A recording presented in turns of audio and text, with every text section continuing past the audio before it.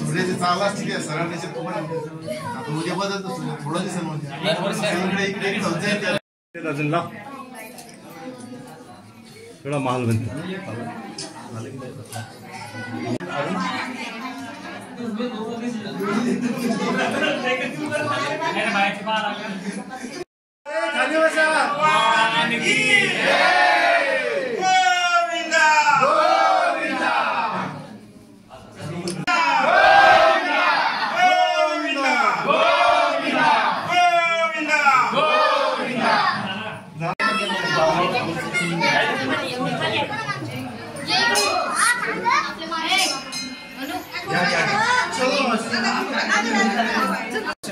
दर्शन येतो चालतो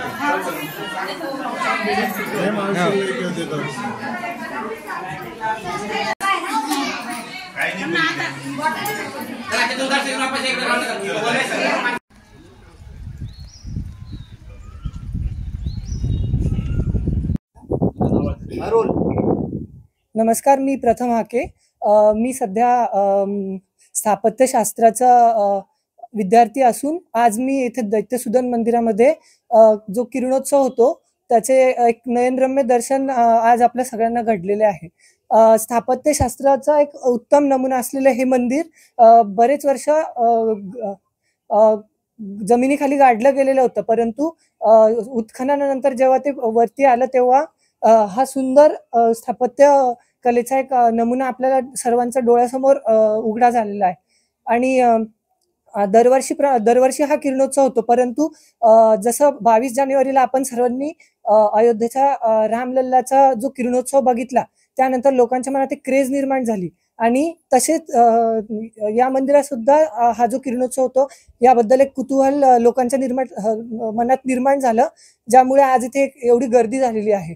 भविष्यात सुद्धा यावर एक संशोधन व्हावं आणि जी पण आधुनिक मंदिरं निर्माण होतील ती आपल्या पुरातन शास्त्राप्रमाणे होतील आणि याच टेक्नॉलॉजीचा वापर तिथे कसा होईल जेणेकरून आपलं गतवैभव पुन्हा लोकांसमोर येईल याचा एक प्रयत्न सर्वांनी केला गेला पाहिजे ही विनंती. धन्यवाद. दैत्यसुदन मंदिराजवळ आपण सध्या उभे आहात. जे मंदिर 1878 साली त्या अगोदर मातीच्या थराखाली दबलेलं होतं, कारण मुघलांचे आक्रमण होण्याच्या आधी आपल्या काही विशिष्ट लोकांनी त्याला मातीने झाकून घेतलं होतं, परंतु काही काळानंतर ते उघडण्यात आलं, सर्वांसाठी खुलं करण्यात आलं.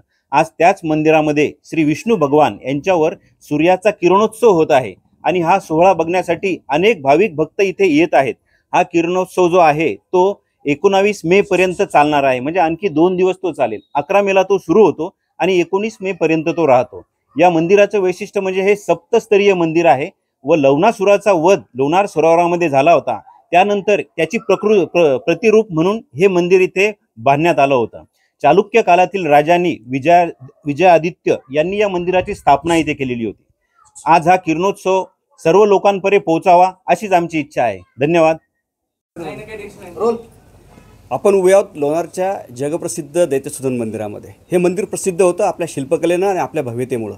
आता ते प्रसिद्धीस पावलं आहे. या ठिकाणी होत असलेला किरणोत्सव अद्भुत, सुंदर, अवर्णनीय असा असलेला हा किरणोत्सव. अनेक रहस्य या मंदिराची झाकून राहिलेली आहेत, दडपलेली आहेत. एक एक रहस्य जसं जसं उत्पन्न बाहेर येत आहे तसं तसं लोकांचा लोढा या ठिकाणी वाढत आहे. या रहस्यांवर, याच्या इतिहासावर, या ठिकाणी झालेल्या अनेक जगन्मान्य राजांच्या भेटींवर, या ठिकाणी झालेले अनेक काही प्रसंग असतील, या सगळ्यांचा इतिहास हा लोकांसमोर आला पाहिजे. यासाठी लोणारकर टीम निश्चितच यापुढे काम करत राहणार आहे. धन्यवाद. मी Gopal Thackeray, retired army person. मी जगातल्या आणि भारतातल्या बऱ्याच ठिकाणी फिरलो आहे आणि मी वाशिमचा राहणार आहे. तर इथले लोणार हे जगप्रसिद्ध सरोवर आणि हे मंदिर हे आम्ही इथे पूर्वी कधीच आलो नव्हतो. तर आज आम्हाला किरणोत्सव बघायला भेटला जो 5 दिवस चालतो आणि मला खूप अभिमान आहे की मी इतक्या वाशिमचा आहे आणि लोणारच्या एवढ्या जवळ आहे. तर खूप छान वाटलं आणि